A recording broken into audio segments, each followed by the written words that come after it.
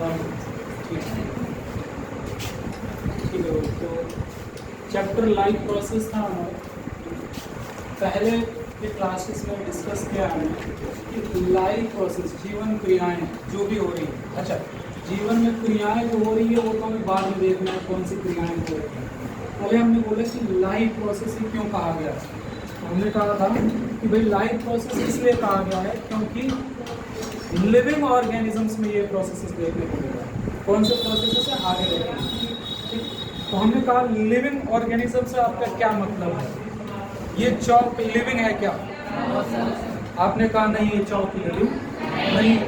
हमने कहा क्या आधार लिया, क्या बेसिस लिया आपने जिसके बेसिस पर आप कह रहे हैं कि ये लिविंग नहीं है। हम कह रहे हैं फॉर एग्जांपल अगर कोई ह्यूमन है तो वो ह्यूमन लिविंग है कि नॉन लिविंग है? आपने कहा वो लिविंग है।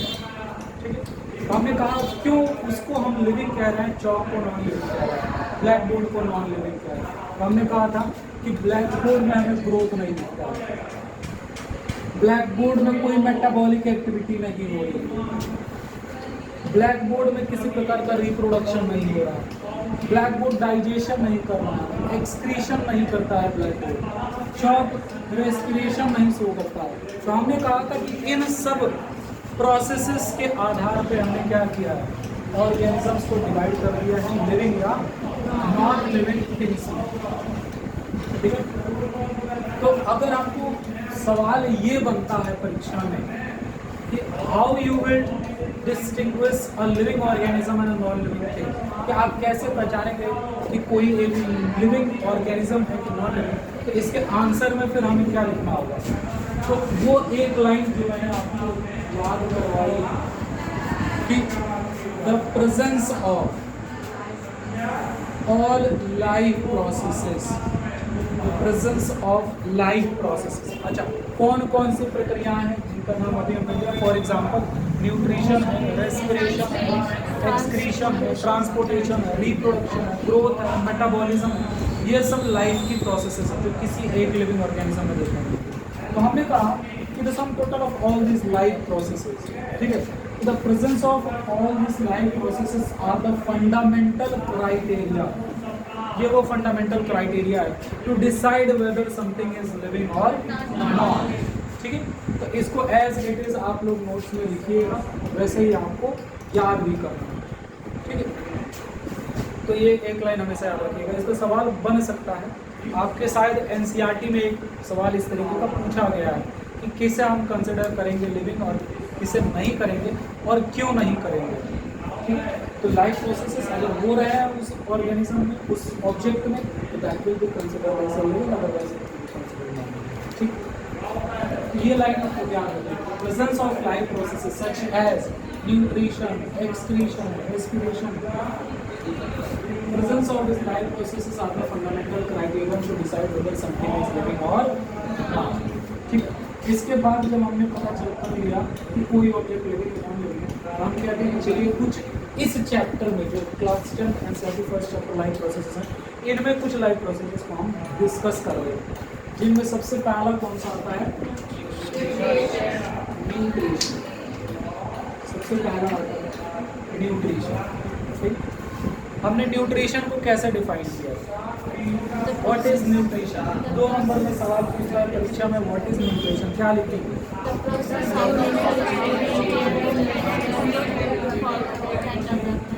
हमने कहा the process by which N organisms obtained it nutrition.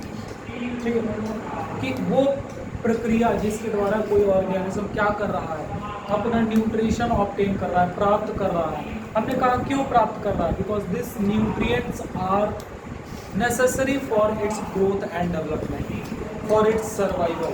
तो जीवन जीने के लिए न्यूट्रिएंट्स की आवश्यकता है। जैसे आपने न्यूट्रिएंट्स पहले भी पढ़ रखा है कि carbohydrate, protein, fat, vitamin, minerals, ये सब अलग अलग तरीके के न्यूट्रिएंट हैं। जब ये न्यूट्रिएंट हम भोजन के रूप में ग्रहण करते हैं, और ये प्रक्रिया जो कहलाती है न्यूट्रिशन। ठीक, हमने पूछा कि न्यूट्रिशन सभी लिविंग ऑर्गेनिज्म में तो बहुत ज़्यादा डाइवर्सिटी देखने को मिलती है। कोई लिविंग ऑर्गेनिज्म बहुत ही सिंपल है, यूनिसेलुलर, कोई बहुत कॉम्प्लेक्स है मल्टी सेलुलर, कोई एक जगह पे फिक्स रहता है, कोई एक जगह से दूसरी जगह चलते रहते हैं। क्या सबके न्यूट्रिशन एक जैसे तो होंगे नहीं? हमने कहा बिल्कुल नहीं होंगे, हमने कहा बिल्कुल नहीं होंगे। ये लाइफ प्रोसेसेस में, सॉरी इस न्यूट्रिशन में दो टाइप के न्यूट्रिशन ब्रॉडली हमें देखते हैं। उसका सर न्यूट्रिशन के कितने टाइप है? तो हमने कहा broadly nutrition is of 2 types. कौन कौन से हमने पढ़े हैं? Autotrophic nutrition and heterotrophic nutrition. ठीक है, अगर मान लीजिए परीक्षा में सवाल बनता है कि डिफाइन ऑटोट्रॉपिक न्यूट्रिशन, तो हम लिखते हैं the process by which an organism prepare its own food, ठीक है, या obtain it's nutrition bye its own.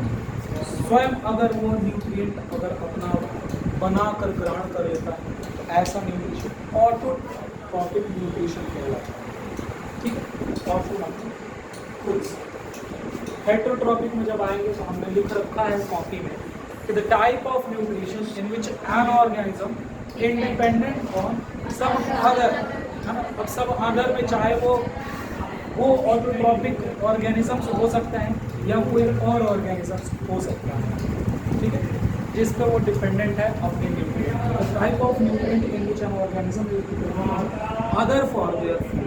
ठीक है, एग्जाम्पल में आप कुछ भी लिख सकते हैं जैसे ह्यूमन्स वगैरह, फिशेस वगैरह, ठीक है, ये सब। और यहाँ पर आप लिख सकते हैं ऑटोट्रॉपिक न्यूट्रिशन में एग्जाम्पल क्या है? ग्रीन प्लांट्स हैं और कुछ यूनिसेलुलर ऑर्गेनिज्म जैसे कि साइनोबैक्टीरिया वगैरह, ठीक है, वो भी फोटोसिंथेसिस कर सकते हैं, अपना खाना खुद बना सकते हैं। ठीक है, अब यहाँ पर क्योंकि बहुत ज़्यादा डिटेल में क्लास 10 के सेटिंग नहीं देता है, फिर भी आप जानते चलिए, मैंने पहले ही बताया कि ऑटोट्रॉपिक न्यूट्रिशन फर्दर 2 प्रकार का होता है। अगर आपको याद होगा कौन कौन सा? Chemo autotrophic and photo autotrophic. बहुत good। फोटो ऑटोट्रॉपिक न्यूट्रिशन और एक होता है कीमो ऑटोट्रॉपिक न्यूट्रिशन।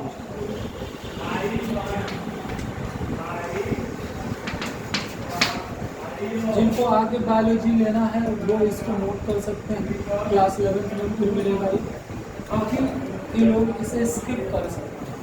ठीक है, बहुत ज़्यादा यहाँ समय नहीं देना हमें, बस इतना जानिएगा फोटो ऑटोट्रॉपिक। तो यहाँ पर क्या करते हैं, ऑर्गेनिज्म लाइट एनर्जी का इस्तेमाल करते हुए अपना खाना प्रिपेयर करते हैं। लाइट एनर्जी जो जनरली सन से कैप्चर की जाती है, तो जब सनलाइट का इस्तेमाल करते हुए कोई ऑर्गेनिज्म अपना खाना खुद प्रिपेयर करता है तो ऐसा न्यूट्रिशन कहलाता है फोटो ऑटोट्रॉपिक।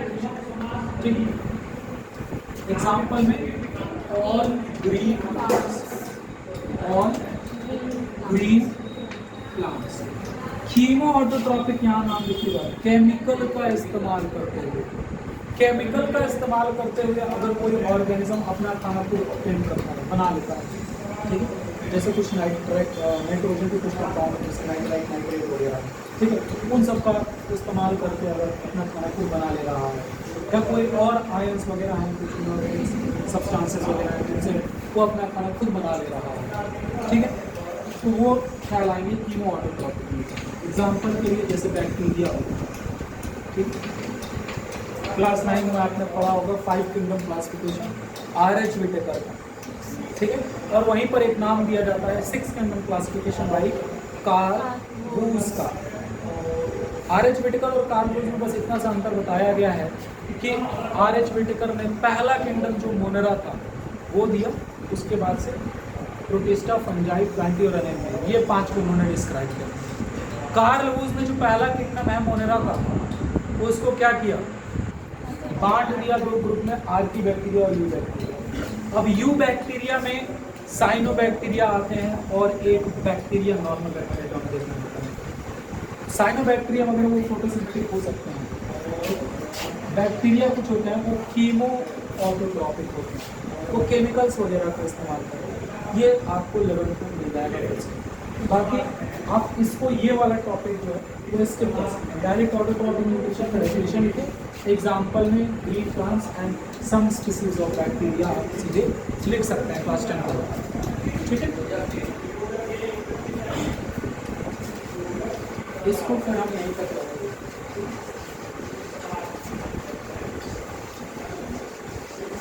हेट्रोट्रॉपिक न्यूट्रिशन देखते हैं।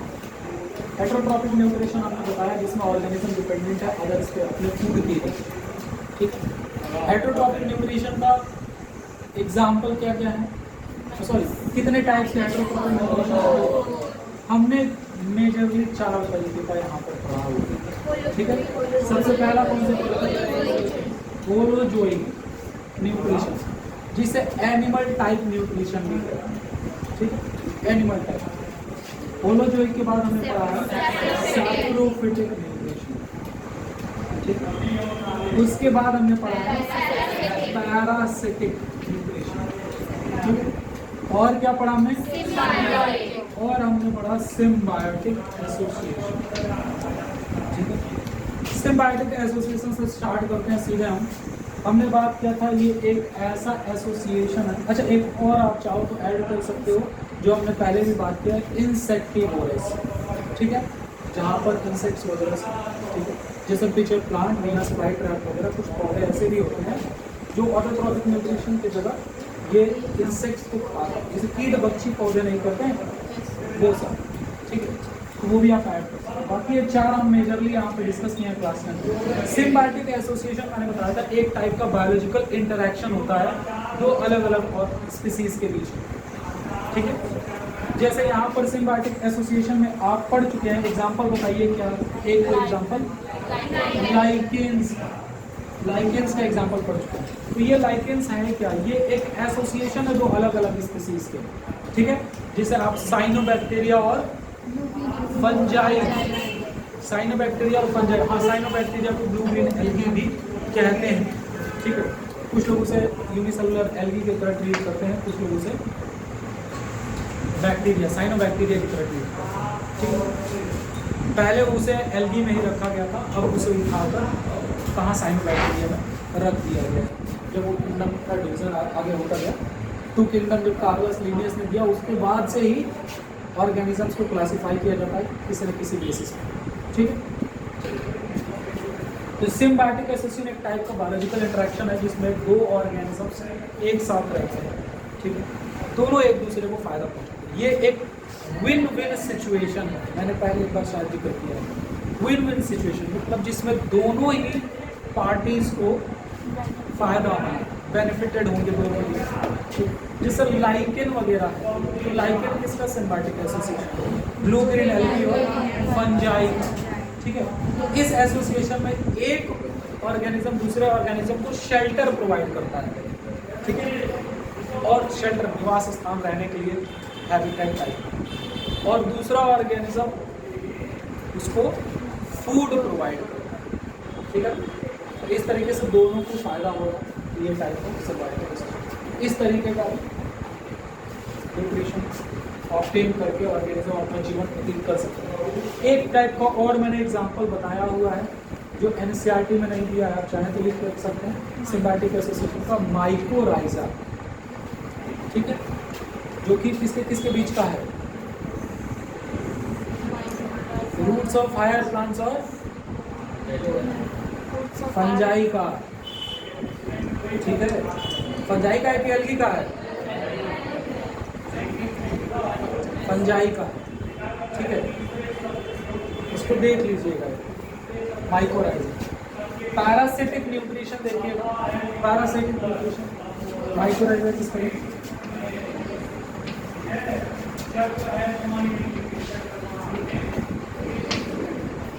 माइकोराइजा,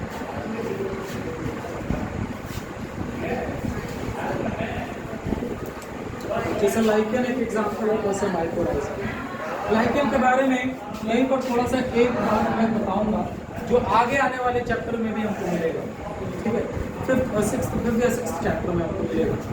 लाइकेन जो होते हैं बाबू, जो कि ब्लू ग्रीन एल्गी और ये फंगी का जो एसोसिएशन है, तो ये लाइकेन जो होते हैं वो बहुत अच्छे इंडिकेटर होते हैं पॉल्यूशन के, ठीक है। पूछा जाता है सर किस प्रकार का पॉल्यूशन, क्योंकि पॉल्यूशन तो air pollution, water pollution, soil pollution हर तरह का होता है, किस तरीके का पॉल्यूशन। तो हमने कहा कि lichen are a very good indicator of air pollution. हमने कहा सर कैसे, तो हमने कहा कि लाइकेन जो है वो एयर पॉल्यूटेड एरिया में ग्रो नहीं करते हैं। अब बच्चों के दिमाग में आया कि सर एयर पॉल्यूटेड एरिया में नहीं ग्रो करते हैं, अच्छी बात है, लेकिन वहाँ पर पॉल्यूटेंट तो कई सारे हैं ना, कार्बन डाइऑक्साइड है, कार्बन मोनोऑक्साइड है, नाइट्रोजन के ऑक्साइड्स हैं और ढेर सारे हैं। तो एयर पॉल्यूशन में भी मुख्यतः किसका, याद रखिएगा कि ये सल्फर डाइऑक्साइड का, ये सल्फर डाइऑक्साइड के पॉल्यूशन के गुड इंडिकेटर है, ग्रो नहीं करते हैं। समझ में आगे फिफ्थ सिक्स्थ चैप्टर में फिर ये डिस्कस होगा, आएगा टॉपिक ये, आप यहाँ पे याद रखिए सल्फर डाइऑक्साइड के पॉल्यूशन के गुड इंडिकेटर। पैरासिटिक न्यूट्रिशन देख लीजिएगा, हमने बात किया था क्या डेफिनेशन होता है। मान लीजिए आ गया कि define parasitic nutrition and give 2 example, तो क्या लिखेंगे?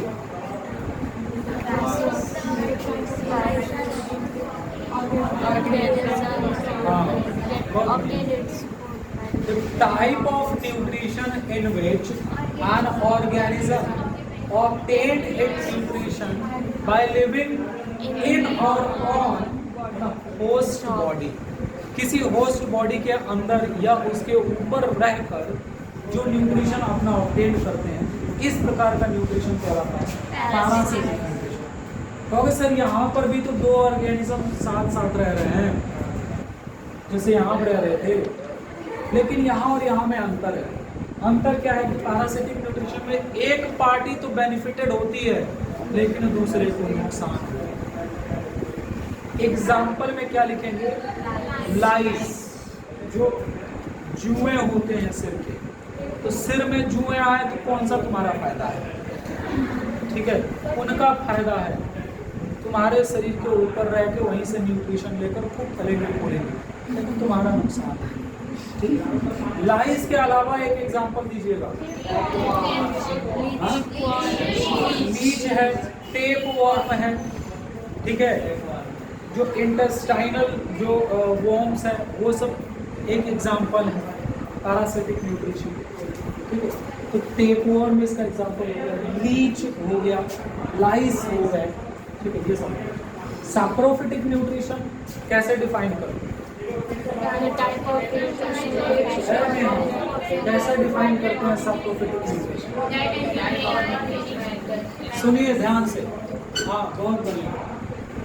The type of nutrition in which an organism obtained its nutrition from dead decaying organic matters, जो सड़े गले ऑर्गेनिक मैटर्स को खाकर अपना न्यूट्रिशन ऑब्टेन करते हैं, ऐसा न्यूट्रिशन कहलाता है सैप्रोफिटिक न्यूट्रिशन। एग्जाम्पल क्या है? ईस्ट या फिर फंजाई। ठीक है, ईस्ट होता क्या है? एक तरीके का यूनिसेलुलर फंजाई ही तो है। तो फंजाई सारे कैसे होते हैं? ठीक है, वो सैप्रोफिटिक, कुछ पैरासिटिक भी होते हैं। ठीक है, जो आपको हायर क्लासेस फंजाई है, ईस्ट वगैरह। आते हैं सबसे मुख्य और कॉम्प्लेक्स टाइप के न्यूट्रिशन पर, जिसका नाम है होलोजोइक न्यूट्रिशन। इसको मैंने कहा एनिमल लाइक न्यूट्रिशन भी कहा जाता है, एनिमल लाइक न्यूट्रिशन। कैसे डिफाइन करेंगे होलोजोइक न्यूट्रिशन?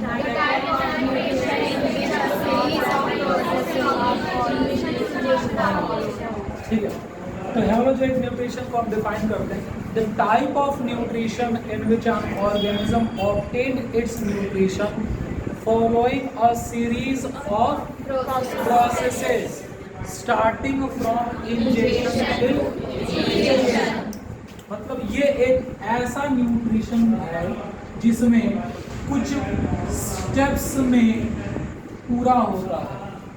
और ये स्टेप्स में न्यूट्रिशन का सबसे पहला स्टेप होता है इनिशिएशन का। पहले इनिशिएशन की प्रक्रिया होती है, फिर डाइजेशन की प्रक्रिया होती है, फिर एब्जॉर्प्शन की प्रक्रिया होती है, फिर एसिमिलेशन और फिर इजेशन। ठीक है, तो यहाँ पर न्यूट्रिएंट्स इतने सारे प्रोसेसेस से होकर गुजरते हैं। इस प्रकार का न्यूट्रिशन जहाँ देखने को मिलता है वो कहलाता है। पहले एग्जाम्पल की बात कर लेते हैं। सबसे बेस्ट एग्जाम्पल है ह्यूमंस। हम लोग ह्यूमंस के अलावा अगर पूछ दिया जाए तो अमीबा। अमीबा में भी होलोजोइक न्यूट्रिशन होता है। यूनिसेलुलर पैरासाइट प्रोटोजोन है जो कैसा न्यूट्रिशन शो करता है, होलोजोइक न्यूट्रिशन। इसमें देखिए क्या होता है कि सबसे पहले न्यूट्रिएंट का इनटेक किया जाता है। ठीक, पहले शरीर के अंदर न्यूट्रिएंट को लिया जाता है जिसे इंजेशन। न्यूट्रिएंट का शरीर में जाने के बाद फिर उस न्यूट्रिशंस के केमिकल्स रिएक्ट करके उसको छोटे छोटे भागों में तोड़ते हैं जिसे डाइजेशन कहा जाता है। डाइजेशन के बाद सेल्स के द्वारा या अगर ब्लड्स वगैरह मौजूद हैं तो उनके द्वारा उन फूड पार्टिकल्स का एब्जॉर्प्शन होता है। एब्जॉर्प्शन के बाद अगर मल्टीसेलुलैरिटी है तो हर एक सेल तक वो पहुंचाया जाता है एब्जॉर्ब्ड पार्टिकल, और हर एक सेल उस एब्जॉर्ब्ड पार्टिकल का एसिमिलेशन करते हैं। एसिमिलेशन का मतलब है उपयोग करना। ठीक है, कि भाई हमने भोजन ग्रहण किया था, क्या उद्देश्य था भोजन ग्रहण करने का, उसको रहा होगा कि जो उद्देश्य के साथ हमने भोजन ग्रहण किया उस उद्देश्य के लिए उस भोजन का उपयोग किया जाता है। ठीक है, वो हो गया एसिमिलेशन। और फिर फाइनली जो अनडाइजेस्टेड न्यूट्रिएंट्स बच गए, जो अनडाइजेस्टेड फूड पार्टिकल्स बच गए, उसको बॉडी के बाहर निकाल दिया जाता है और वो प्रोसेस कहलाता है इंजेशन। ठीक है, स्टार्ट होता है इंजेशन से। इंजेशन और इजेशन में कंफ्यूज नहीं होगा। इन और आउट आपने सुना होगा। आउट मतलब एग्जिट, एग्जिट करना। तो E for egestion, E for exit करना। तो जब बाहर निकलने की प्रक्रिया होगी वो इजेशन कहलाएगा। जब न्यूट्रिएंट का इनटेक करने की प्रक्रिया होगी वो इजेशन कहलाएगा। ऐसा न्यूट्रिशन जहाँ देखने को मिलेगा वो होलोजोइक न्यूट्रिशन कहलाएगा। हाँ,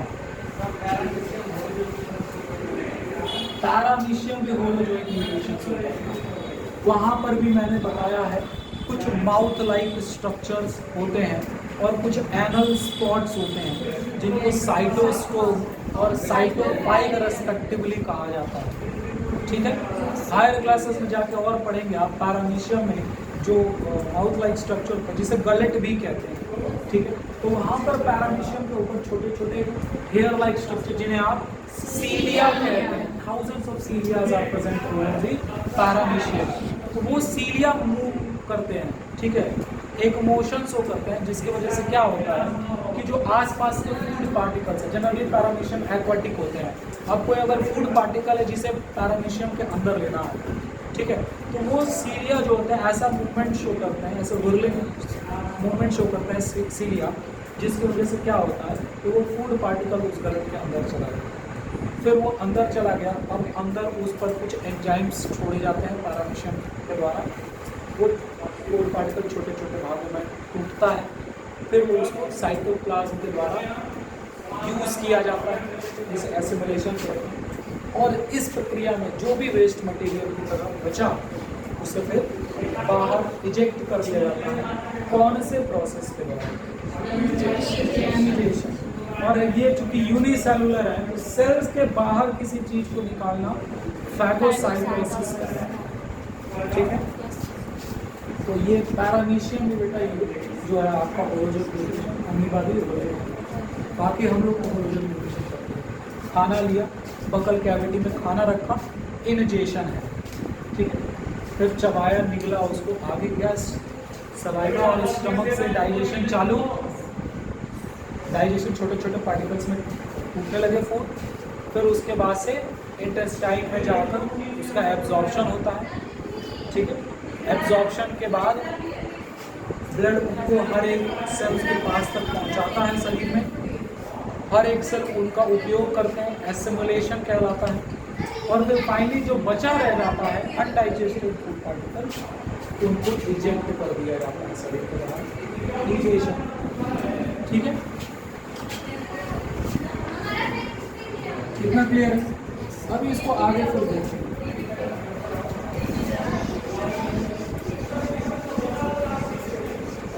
अभी हम थोड़ा ऑटोट्रॉपिक न्यूट्रिशन पहले पढ़ लेते हैं। तो पहला टाइप का न्यूट्रिशन हमने पढ़ा था ऑटोट्रॉपिक, उसको देख लेते हैं।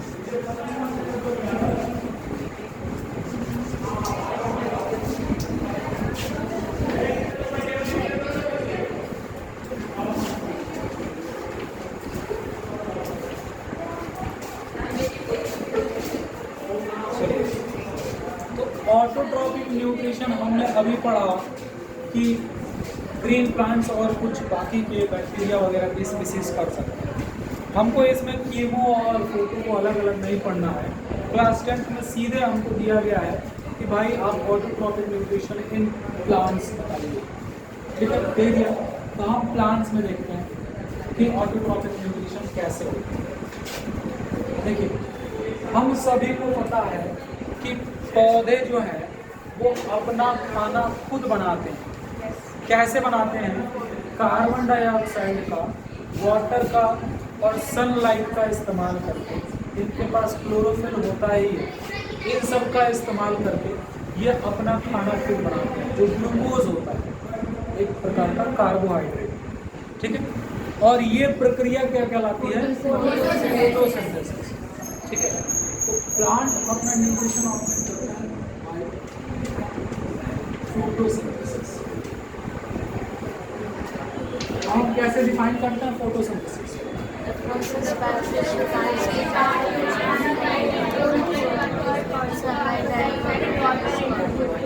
बोलिए भाई, शांत मत बैठे रहिए। हाँ, शांत बैठे रहेंगे, एक डीप स्टेट रिलैक्सेशन आ जाएगा और फिर इसमें मन नहीं लगेगा। ब्लड की सप्लाई कुछ और थॉट प्रोसेसेस में चली जाएंगी, दिमाग में चीजें नहीं घुसेंगी। आप बताइए, डिफाइन करिए। The process by which plants prepare their food using sunlight and chlorophyll is known as photosynthesis. ठीक, हमने यही पढ़ा, ठीक है। The process by which plants prepare their food using sunlight and chlorophyll from carbon dioxide and water, मैंने पढ़ा है। अब इसके बाद ये डेफिनेशन आपको पाया गया है, आप लिख भी लीजिए, किताब में भी दिया हुआ है। इसके बाद हम सीधे चलते हैं फोटोसिंथेसिस के रिएक्शन पे। कैसे स्टार्ट होता है? C6H12O6 है ना? अरे वो तो बनाना है, ठीक है। तो स्टार्ट कैसे होता है? 6CO2, प्लांट कार्बन डाइऑक्साइड जो तुम छोड़ते हो उसका इस्तेमाल करते हैं ना। सबसे पहले 6CO2 6H2O 12H2 In the presence of presence of sunlight and chlorophyll क्या बनाता क्या है? C6H12O6 plus 6O2 plus 6H2O। अरे देखना इधर ध्यान से, ये एरो क्या डिनोट करता है किसी रिएक्टर? इसका स्टेट गैस, गैसियस स्टेट में है, ये स्केप आउट कर जाता है। फोटोसिंथेसिस जब प्लांट करता है तो उसमें कार्बन डाइऑक्साइड वाटर का इस्तेमाल करता है, वाटर को उसे नीचे धूप के द्वारा ऑब्जर्व किया गया है और कार्बन डाइऑक्साइड जो उसे सराउंडिंग से मिल जाता है, फिर ये इन सब का इस्तेमाल करते हुए ये बनाता है, ये बनाता है ये। इसमें जो वाटर और ऑक्सीजन है, ये दोनों बेटा क्या है, क्या कहा जाता है? बाई प्रोडक्ट कहा जाता है, ठीक है। मुख्य प्रोडक्ट हमारा ग्लूकोज हुआ, ये कार्बोहाइड्रेट है। ये किसका फॉर्मूला है? ये ग्लूकोज का फॉर्मूला है। ठीक है, यहीं पर एक पॉइंट लिख लीजिएगा बाबू, सब लोग लिख लीजिएगा कि ग्लूकोज को कन्वर्ट किया जाता है पहले किस फॉर्म में? सुक्रोज के फॉर्म में, और प्लांट में ट्रांसपोर्ट किया जाता है कार्बोहाइड्रेट सुक्रोज के फॉर्म में। ठीक है, ये याद रखिएगा।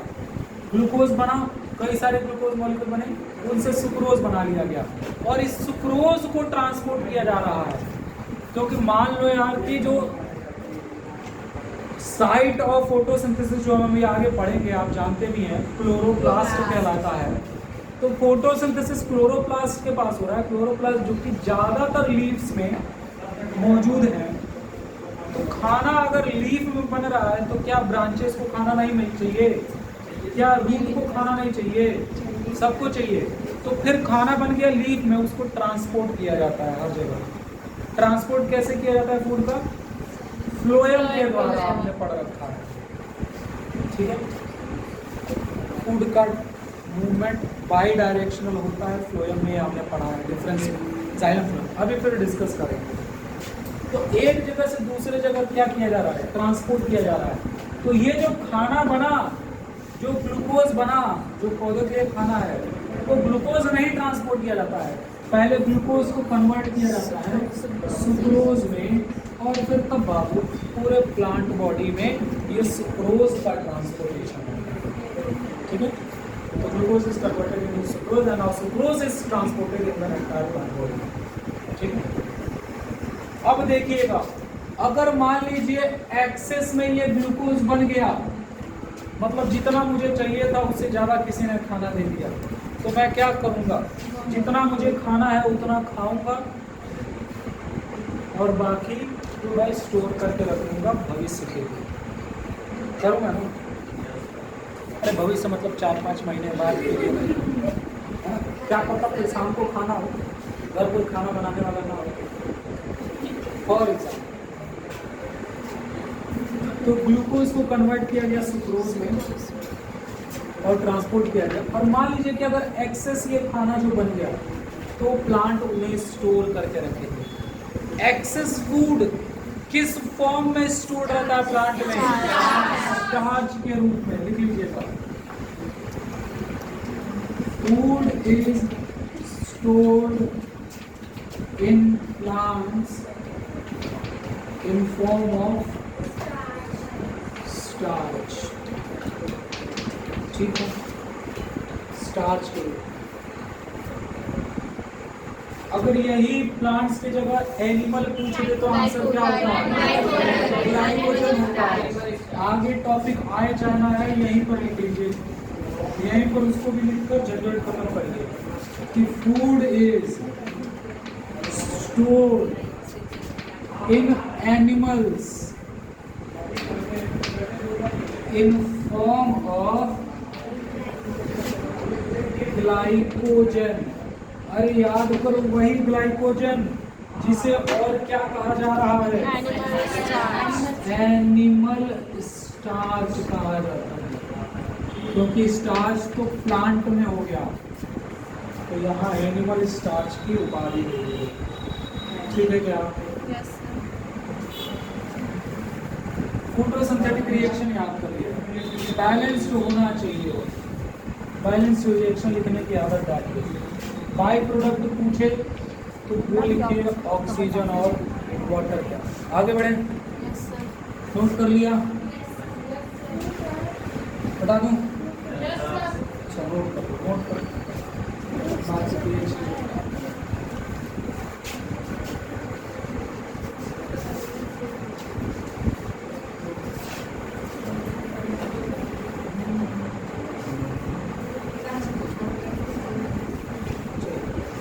कल कुछ सवाल डिस्कस किया था, ठीक है, वापस से देखते हैं कितने लोगों को याद है। बताइएगा कि फोटोसिंथेटिक रिएक्शन में इस कार्बन डाइऑक्साइड का ऑक्सीडेशन हो रहा है कि रिडक्शन हो रहा है? रिडक्शन हो रहा है। ये कार्बन डाइऑक्साइड रिड्यूस किया जा रहा है। पहली बात, हाँ तो सवाल है, अच्छा आंसर बता, अगला बता दो। ये जो ऑक्सीजन लिबरेट हुआ, जो प्लांट्स के द्वारा बाहर निकाल दिया जाता है, जिसका इस्तेमाल हम तुम करते हैं, ये जो ऑक्सीजन लिबरेट हुआ, ये ऑक्सीजन कहाँ से आया? सनलाइट से, क्लोरोफिल से, वाटर से या कार्बन डाइऑक्साइड से? वाटर से आया। तो सर जी आपको कैसे पता चला? तो ये जो फोटोसिंथेसिस है, इसके कुछ इवेंट्स दिए हुए हैं एनसीईआरटी में। 3 मेजर इवेंट्स दिए हुए हैं। 3 मेजर इवेंट्स ऑफ फोटोसिंथेसिस दिया हुआ है। याद करिए, सबसे पहला क्या है? Capturing of sunlight bye chlorophyll, पहला है capturing of sunlight bye chlorophyll. दूसरा क्या है?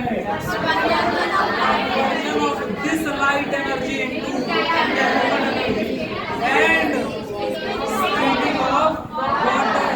और वही जब वाटर स्प्लिट करता है तो ऑक्सीजन गैस लिबरेट होता है। देखिए ना, देखिए क्या ये ऐसे है H2O, ठीक है,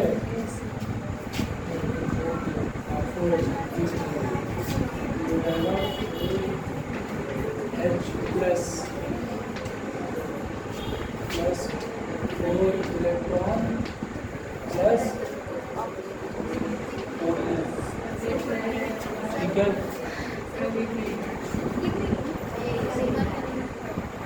चौकर वाला नहीं दिख रहा, 2H2 plus 4 plus 4 electrons plus 4, है ना? ये थोड़ा अपने केमिस्ट्री वाली सर जी से समझ लीजिए, है ना? ठीक है, आयंस वगैरह। तो ये जो वाटर स्प्लिट हुआ जब, तब ये ऑक्सीजन, तो ये ऑक्सीजन जो हमें लिबरेट हुआ फोटोसिंथेटिक रिएक्शन में, वो कहाँ से आया? वाटर से आया। और तीसरा इवेंट क्या है?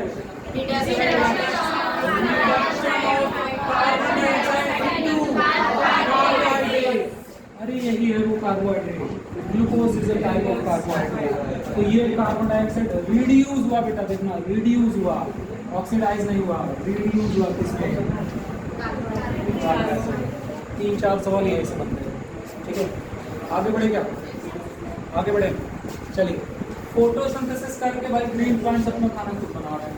ये टाइप ऑफ फोटोसिंथेसिस हमें पता चलेगा। अब देखिए, सनलाइट से लाइट मिल गई, समझ में आ रहा है। रूट ने जमीन से, सॉइल से वाटर एब्जॉर्ब कर लिया, भेज दिया जाइलम प्लांट के द्वारा, समझ में आ गया। ये ट्रांसपोर्टिंग प्लांट अभी जब आगे देखेंगे वहाँ पर फिर देखेंगे कि वाटर का ट्रांसपोर्ट कैसे हुआ। अब बता दीजिए थोड़ा मुझे कि प्लांट को कार्बन डाइऑक्साइड कहाँ से मिला? एनवायरमेंट से मिला, ठीक है। एनवायरमेंट से अगर मान लीजिए ये कोई प्लांट है, ये कोई अगर एक प्लांट है, ठीक है, ये कोई अगर प्लांट है, तो इसको एटमॉस्फेयर से मिल रहा है क्या? Carbon dioxide. तो कार्बन डाइऑक्साइड पौधे के अंदर कैसे जा रहा है? हाँ, कोई ना कोई ओपनिंग होगी जिसके थ्रू जाता है। मुख्यतः जो गैसेस का एक्सचेंज हो रहा है, सर गैस का एक्सचेंज कहाँ से? अरे कार्बन डाइऑक्साइड जाएगा, फोटोसिंथेसिस होगा, ऑक्सीजन लिबरेट होगा, वो बाहर निकलेगा, ऑक्सीजन बाहर निकला, तो ये गैस का आदान प्रदान हुआ ना। तो ये जो गैसियस एक्सचेंज होता है वो मोस्टली प्लांट्स में स्टोमेटा के थ्रू होता है, ठीक है। किसके थ्रू होता है? स्टोमेटा के थ्रू होता है। तो स्टोमेटा को हमने कैसे डिफाइन किया है? Stomata are the tiny pores which are present on the epidermal layers of leaves, या simply present on the leaves, ठीक है क्या? कि स्टोमेटा क्या है? टाइनी पोर्स है, छोटे छोटे छेद होते हैं जो लीफ पे मौजूद होते हैं, है ना। एपिडर्मल से, हाँ, एपिडर्मल लेयर्स पे भी मौजूद होते हैं, और ज्यादातर इसको फिर से एक्सप्लेन करते हैं हम लोग। पहले हम ये बात करते हैं कि कार्बन डाइऑक्साइड जो है वो पौधे के अंदर जाएगा। हमने कहा सारे जो ज़्यादातर गैसेस सेक्शन जो किससे होते हैं, स्टोमेटा से होते हैं, जो हमने बात किया कि ज़्यादातर लीव्स में मौजूद है। ठीक है, तो पहले हम थोड़ा सा internal structure of leaf discuss कर लेते हैं। ठीक है क्या, तो थोड़ी और क्लैरिटी आ जाएगी, आगे बात करते हैं।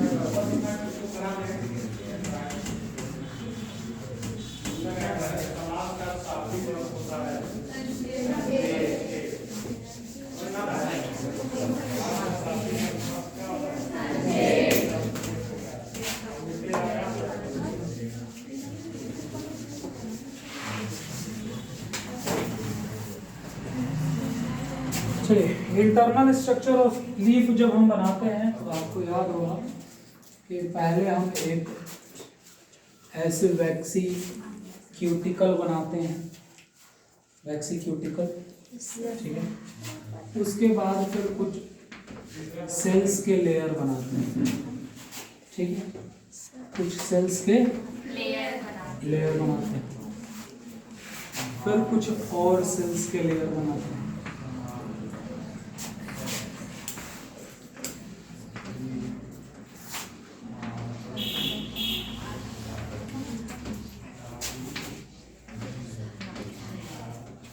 ठीक है,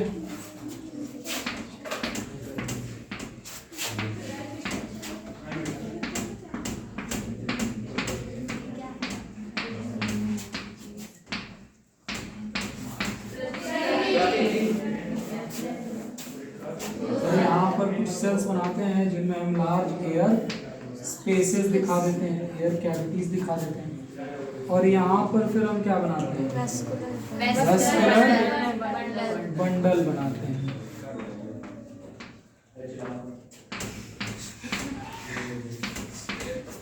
ठीक है, और ये जो एपिडर्मिस ऊपर हुआ वैसा ही एक लोअर एपिडर्मिस।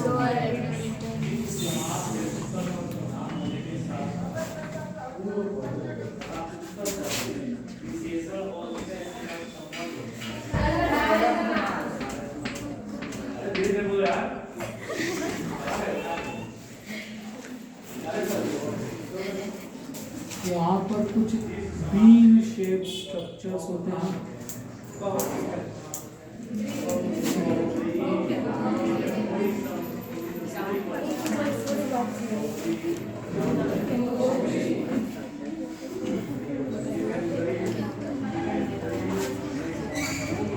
ठीक है, क्या हो गया, दिख नहीं रहा, बड़ी समस्या।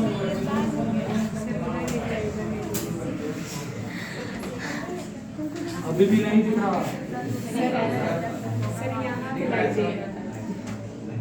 कुछ दिख रहा है।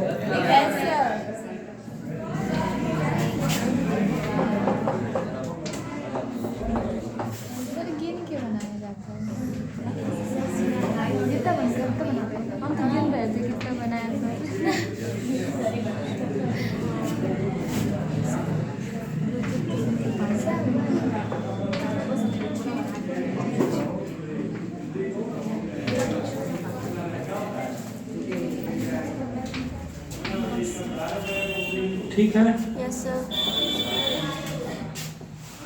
ये बेटा इंटरनल स्ट्रक्चर ऑफ लीफ है। जैसे अगर ये कोई अगर लीफ है तो लीफ का एक ऊपरी सतह होगा, एक निचला सतह होगा, एक वेंट्रल सरफेस कहलाता है और एक डॉर्सल सरफेस कहलाता है। ठीक है, एक वेंट्रल और एक डॉर्सल, जैसे अपर है लोअर सरफेस आप कहते हैं लीफ का। तो मान लीजिए अगर इस लीफ का हम एक सेक्शन देखते हैं तो हमको जो ऊपरी सतह है, ऊपरी जो मान लीजिए अगर किसी ब्रांच से ऐसे लगी हुई है जिस पर सनलाइट एक्सपोज्ड है, ये ऊपरी सतह हो गई और ये लीफ की निचली सतह। ऊपरी सतह में सबसे ऊपर अगर आप देखेंगे तो आपको काफी शाइनी और स्लिपरी सरफेस दिखेगा, लेकिन जब उसी पत्ते को पलट के देखेंगे तो उसमें वो साइन और वो जो स्लिपरनेस जो भी है वो उतना आपको देखने को नहीं मिलेगा। इसका मुख्य कारण होता है एक थिक वैक्सीक्यूटिकल मॉड्यूल, वैक्सीक्यूटिकल मॉड्यूल होता है सबसे बड़ा, ठीक है, जो जनरली एक तरीके का उनका प्रोटेक्शन का माध्यम जो क्या करना चाहता है, किसी प्रकार के पैथोजेनिक इन्फेक्शन से बचाना चाहता है या फिर ट्रांसपिरेशन एक्सेस ना हो इसके कारण से बचाने के लिए, इन सब कारणों की वजह से होता है। क्लास 9th में था टिश्यू चैप्टर। ये जो किडनी या बीन शेप जो स्ट्रक्चर दिखता है इसे कहते हैं हम गार्ड सेल्स, ठीक है। और ये ओपनिंग जो माइन्यूट ओपनिंग लीव्स में देखने को मिलता है, हाँ स्टोमेटल पोर कहलाता है, स्टोमेटल अपर्चर, ठीक। और पूरा स्ट्रक्चर अगल बगल का जो सेल्स लिए हुए जो सबसिडियरी सेल्स वगैरह आते हैं, पूरा ये फिर स्ट्रक्चर कंसिस्ट करता है स्टोमेटा, ठीक। तो स्टोमेटा को अगर इसको हम इनलार्ज करके देखें तो स्टोमेटा हमें कुछ ऐसा दिखता है, दो किडनी बीन शेप्ड स्ट्रक्चर होते हैं, ठीक है, दो किडनी बीन शेप्ड स्ट्रक्चर होते हैं। दिख नहीं रहा है, लाइट आ रही क्या नहीं दिख रहा? है, लाइट आ रही है सर उधर लाइट आ रहा है, उसको थोड़ा बंद कर दो, इसको हल्का सा खोल लीजिए, लाइट आएगी, इसको हल्का सा खोल सकते हैं। दिख नहीं रहा है क्या पीछे? सर दिख रहा है। अब ठीक है? शाइन आ रहा है, क्या फोन पीछा हो गया? शाइन हो शाइनी सरफेस हो गया। अभी भी नहीं दिख रहा, बंद होने के बाद भी नो सर वहां बनाइए, यहाँ दिख रहा है। Yes sir. चलो, अगर ये पूरा स्टोमेटा जिसे हम minute opening minute pores on leaves कहते हैं, जिसके थ्रू गैसेस एक्सचेंज होता है, उसको अगर हम यहाँ पे इनलार्ज्ड व्यू उसका देखें तो हमें दो पहले बीन शेप या जिसे हम किडनी शेप स्ट्रक्चर कहते हैं वो देखना है। इसके अराउंड कुछ सेल्स ऐसे अरेंज्ड होते हैं जिसे आप कौन से सेल्स कहते हैं? सब्सिडियरी सेल्स या कहीं कहीं एपिडर्मल सेल्स लिखा हो, ठीक है, कहते हैं उसे।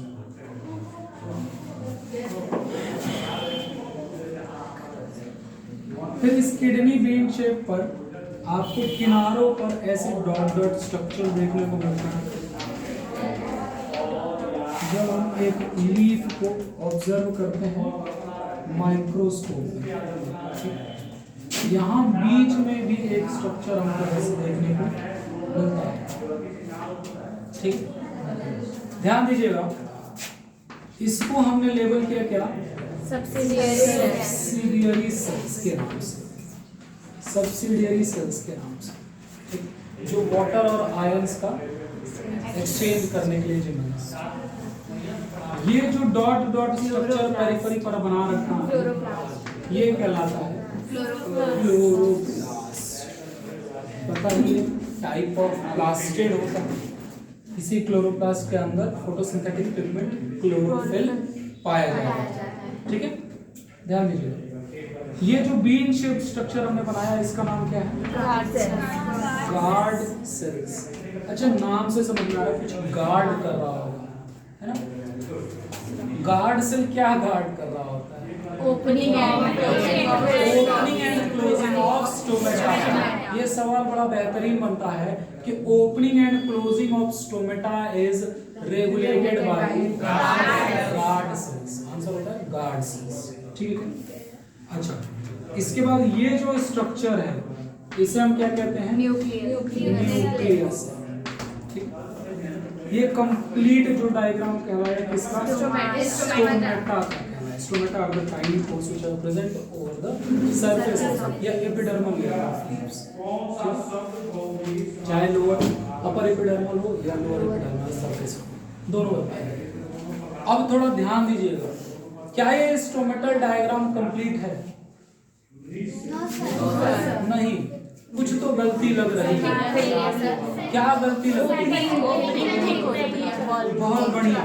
जो गार्ड सेल्स का इनर लेयर होता है वो थिक होता है बेटा, उसको हमें शेड करना पड़ेगा, ठीक है। इसको थोड़ा सा शेड करके हमें थिक दिखाना पड़ता है, समझ में आ रहा है? अब जाकर ये ठीक है।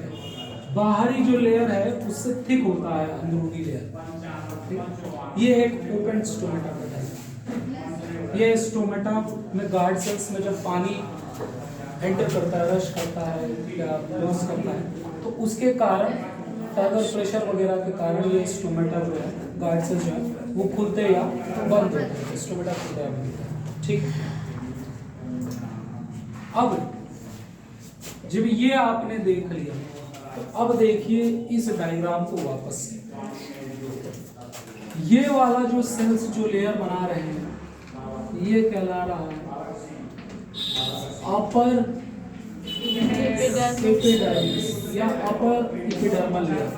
ठीक। और तो ये क्या कहलाएगा? Lower epidermis. ठीक है क्या? इसकी बात करें तो ये स्ट्रक्चर क्या शो कर रहा है? ये वैस्कुलर बंडल शो कर रहा है। ये वैस्कुलर बंडल को रिप्रेजेंट कर रहा है।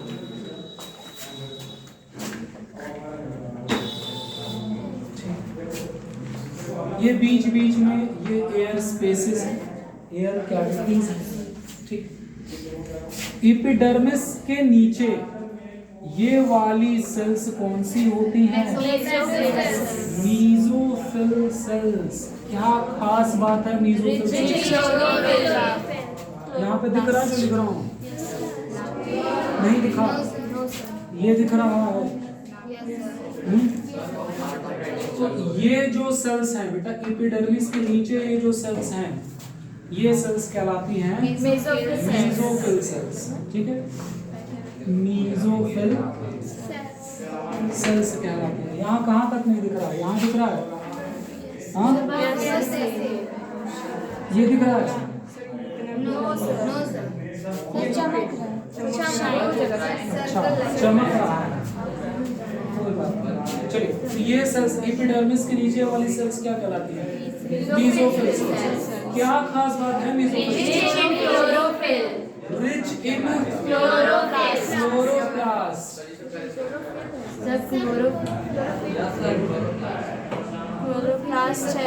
क्लोरोप्लास्ट होगा तभी ना क्लोरोफिल पाया जाएगा।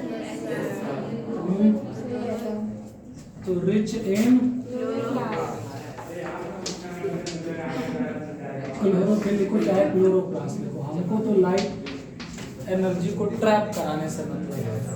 ठीक है, तो ज्यादा अत्यधिक क्लोरोप्लास्ट यहाँ मौजूद होता है इस मेसोफिल सेल्स। हायर क्लास में जाएंगे, मैंने पहले भी कहा 2 प्रकार के होते हैं मेसोफिल सेल्स। कौन कौन से? कौन से 2 प्रकार के होते हैं? सिलेबस में नहीं है, अरे याद करो। स्पॉन्जी मेसोफिल सेल्स और पैलिसाइड मेसोफिल। चलो छोड़ो, जाने दो उसे। 2 प्रकार के, 2 प्रकार बनाया ना? एक बस ये देखो स्फेरिकल बनाया, एक प्रोफॉर्म बनाया। ये बताने के लिए 2 प्रकार के मेसोफिल्स। रिच होता है क्लोरोप्लास्ट। अच्छा, अगर आप ये ऑब्जर्व करेंगे, ये अपर एपिडर्मिस या लोअर एपिडर्मिस। सर हमको अपर एपिडर्मिस में एक ही गार्ड सेल्स दिखा, लोअर एपिडर्मिस में ज्यादा गार्ड सेल्स दिख रहे हैं। सॉरी, जो इंस्ट्रूमेंटल ओपनिंग है वो ज्यादा दिख रही है हमको लोअर एपिडर्मिस में। लोअर सरफेस पे सर जो ज्यादा स्टोमेटा मिल रहा है, अपर एपिडर्मिस में सर कम स्टोमेटा मिल रहा है। ऐसा होता है क्या? जी हाँ। More number of stomata are found on the upper surface of leaf, sorry lower surface of leaf then on upper surface. Upper surface पर कम स्टोमेटा पाए जाती हैं, लोअर सरफेस पे ज्यादा स्टोमेटा पाए जाते हैं। What is the reason? Avoid the process of transpiration. Transpiration की प्रक्रिया को अवॉइड करते हैं क्योंकि ये लीफ डायरेक्टली एक्सपोज्ड है सनलाइट से। ठीक है, डायरेक्टली एक्सपोज्ड है सनलाइट से। तो क्या होगा कि अगर यहाँ पर अपर सरफेस पे ज्यादा स्टोमेटा हो गए तो सनलाइट जब पड़ेगा तो चलो फोटोसिंथेसिस तो हो रहा है, लेकिन एक टाइम के बाद रेट ऑफ फोटोसिंथेसिस से ज्यादा रेट ट्रांसपीरेशन का होने लगेगा। और ट्रांसपीरेशन को कैसे डिफाइन करते हैं? Transpiration is the process of loss of water in the form of water droplets from the aerial parts of the plant. याद रखिएगा, लिख लीजिएगा कहीं इसको। कि transpiration is the process of loss of water in the form of water droplet, sorry water vapour, droplet नहीं, droplet तो फिर दूसरी प्रक्रिया हो गई, कौन सी? गटेशन की। पौधों से अगर ड्रॉपलेट के रूप में पानी गायब हुआ तो फिर वो तो गटेशन हो गया। जैसे सुबह सुबह नहीं देखते हो लीफ के मार्जिन पे देखो पानी की बूंदे सुबह और शाम में इकट्ठा रहते हैं, वो गटेशन होता है, हाइडाथोड से होता है। ट्रांसपिरेशन जो है वाटर वेपर के फॉर्म में होता है, स्टोमेटा से, ठीक है। तो transpiration is the process of loss of water in form of water vapour from the aerial parts of the plant. Aerial plant बोले तो जो लीव्स वगैरह हैं उनमें से, ठीक है। तो फोटोसिंथेसिस तो होगा अगर ज्यादा स्टोमेटा मौजूद होगा, लेकिन फिर क्या होगा? रेट ऑफ ट्रांसपिरेशन ज्यादा हो जाएगा, जिससे क्या पानी का लॉस ज्यादा होने लगेगा। ज्यादा पानी का अगर लॉस लंबे समय तक हो तो पौधे मुरझा जाएंगे, सूख जाएंगे, ठीक है क्या। उसको अवॉइड करने के लिए, to avoid transpiration, less number of stomata are present on the upper surface, ज्यादा कहां हो रही, ठीक है। क्लियर है ना? चलिए हमने कहा अब चलिए यहाँ पर ये स्टोमेटा मौजूद है, तो ये स्टोमेटा देखो क्या क्या करा रहा है। एटमॉस्फेयर से कार्बन डाइऑक्साइड अंदर आया, फोटोसिंथेसिस जब होगा तो oxygen as a by product निकलेगा, उसी ऑक्सीजन को फिर इधर से बाहर निकाल दिया जाएगा। इसी ऑक्सीजन का इस्तेमाल तुम लोग करोगे, इसी ऑक्सीजन का इस्तेमाल फिर प्लांट वापस करेगा रेस्पिरेशन के लिए, ठीक है। समझ में आ रहा है? अब क्या हो रहा है कि स्टोमेटा ये तो काम करा ही रहा है, साथ ही साथ कुछ क्लोरोप्लास्ट वगैरह मौजूद है यहाँ पे, चाहे मेसोफिल सेल्स में। ये क्लोरोप्लास्ट कंटेन करते हैं पिगमेंट क्लोरोफिल। क्लोरोफिल का काम क्या होता है? फंक्शन लिख लेना कहीं पे, पूछ दिया what is the function of chlorophyll, तो chlorophyll is responsible for trapping the sunlight. और पूछ दिया what is the function of chloroplast, It is a site of photosynthesis. लिख लो कहीं पर, chloroplast is the site of photosynthesis. किस चीज का साइट है? फोटोसिंथेसिस का साइट है, यहीं पर होता है फोटोसिंथेसिस, ठीक है क्या। आगे बढ़े, स्टोमेटा का डायग्राम बना लीजिएगा, प्रैक्टिस कर लीजिएगा। इंटरनल स्ट्रक्चर ऑफ लीफ का डायग्राम आपको समझाने के लिए बनाया है मैंने। आपसे पूछा जाएगा, इसकी उम्मीद थोड़ी कम है, ठीक है, बहुत कम है। स्टोमेटा पूछा जा सकता है, इसकी उम्मीद भरपूर है। या फिर आपसे पूछा जाएगा draw available diagram of chloroplast. Chloroplast देखिए,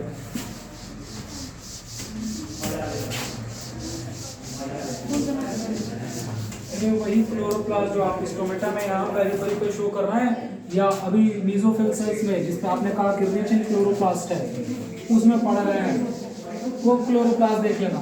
आपको पता है क्लास 9th में हम सब ने खूब मेहनत से पढ़ाई की थी, और हमने वहाँ पढ़ा था कि chloroplast is a double membranous structure, एक डबल मेम्ब्रेनस सेल ऑर्गेनेल होता है, सेल के अंदर क्लोरोप्लास्ट।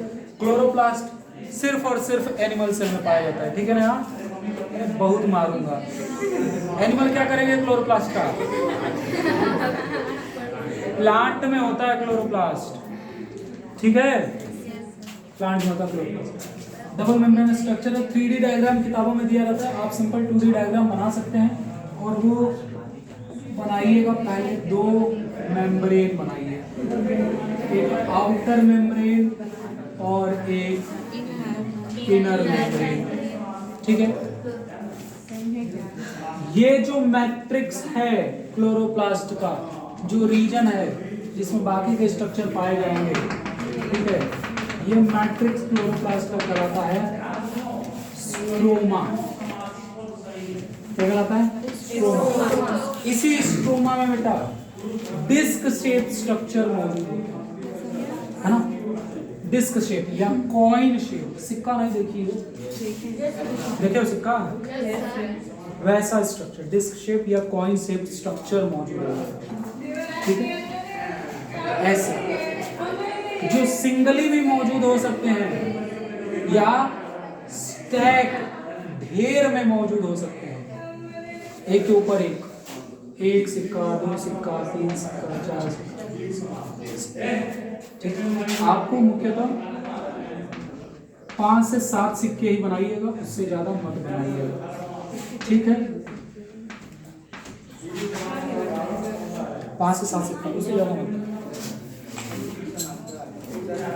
जो ये कॉइन लाइक या डिस्क लाइक स्ट्रक्चर है, एक जो स्ट्रक्चर है वो कहलाता है थैलाकॉइड।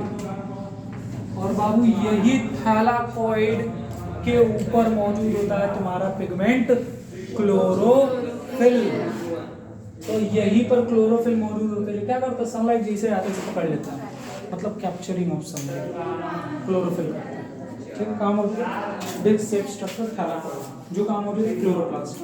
ठीक है, ये जो स्टैक ऑफ थैलाकॉइड है, जैसे घर पे पापा ने ढेर सारे सिक्के दिए, इसे सिक्के सिक्के डाल डाल के बिल्डिंग बना रहे हैं, सिक्के डाल डाल के बिल्डिंग बना रहे हैं, खेले हो ना कभी।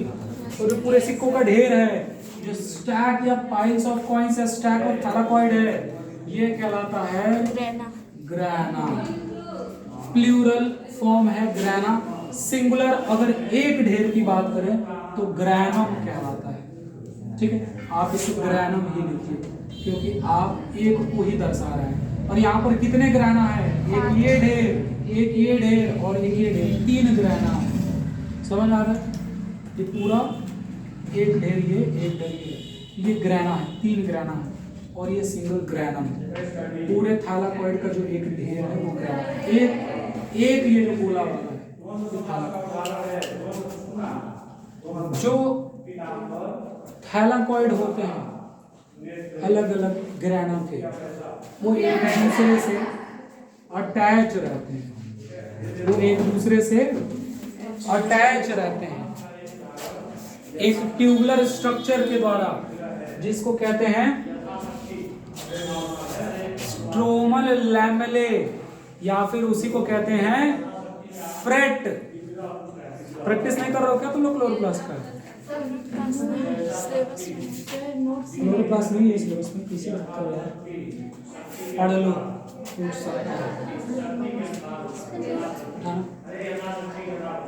प्रैक्टिस कर लो, क्या जा रहा है, बहुत कुछ खतरनाक थोड़े है।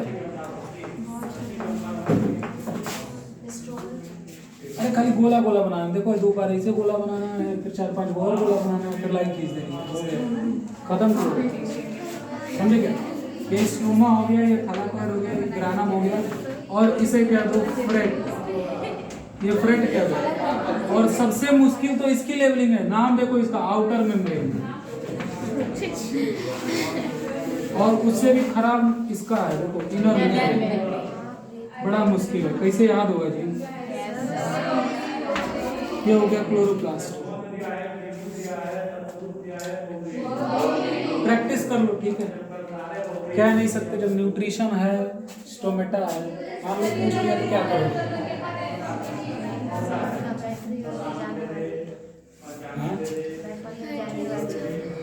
चलो हम लोग चलते हैं।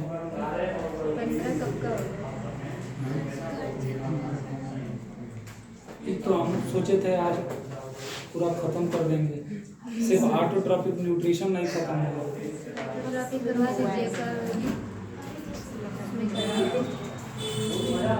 अभी हेटेरोट्रॉपिक ह्यूमन डाइजेशन पूरा बचा। चलिए कोई बात नहीं, 2-3 सवाल ऐसे सुन लीजिएगा जो एक्सपेरिमेंट से उठाए जा सकते हैं। जैसे एक एक्सपेरिमेंट है जिसमें कार्बन डाइऑक्साइड को एब्जॉर्ब कराया जाता है, तो कार्बन डाइऑक्साइड एब्जॉर्ब कराने के लिए कौन सा मटेरियल का इस्तेमाल होता है? KOH का, पोटेशियम हाइड्रोक्साइड, KOH का एब्जॉर्ब करता है। तो ये वाले जो सवाल कराए हैं पहले कॉपी में लिखवाया होगा शायद, ठीक है, लिखवाया होगा मुझे ऐसा लगता है, तो सबको याद कर लीजिए। नहीं लिखवाया, पता नहीं, कल कॉपी चेक कर रहा था, एक लड़की की कॉपी में था ये सब, KOH था, मिथेनॉल वगैरह, ये सब। क्वेश्चन आंसर, हाँ क्वेश्चन आंसर, हाँ, उसको याद कर। तो ऐसे फोटोसिंथेसिस हुआ, ट्रांसपिरेशन बताया, तो अभी भी बहुत कुछ बताने को है इसमें, ठीक है।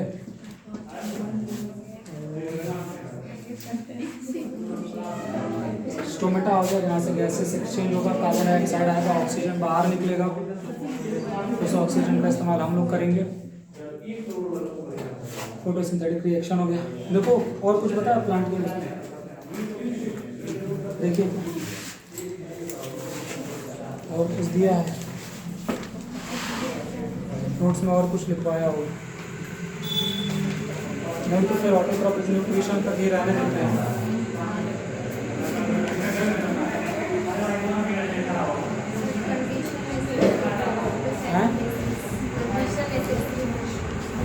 कंडीशन नेसेसरी कंडीशन क्या क्या चीज़ें रिक्वायरमेंट होते हैं फोटोसिंथेसिस के लिए? सनलाइट चाहिए, वाटर चाहिए, कार्बन डाइऑक्साइड चाहिए, ये सब चाहिए, तो देख लेना। और कुछ छूट नहीं रहा है? ऑटोट्रॉपिक न्यूट्रिशन प्लांट में कुछ छूट तो नहीं रहा? कुछ डेफिनेशन हो गया, कोई डिफरेंस कैसे कहा नहीं आपको? ये ऑटोट्रॉपिक न्यूट्रिशन में आज के चल रहने देते हैं। कल हेटेरोट्रॉपिक न्यूट्रिशन में अमीबा में न्यूट्रिशन और फिर ह्यूमन में न्यूट्रिशन खत्म कर देंगे, ठीक है। आज के तो बहुत ज़्यादा हो गया, मुझे कोई दिक्कत नहीं है, तुम स्टोर कर लोगे तो कोई समस्या नहीं। चलिए।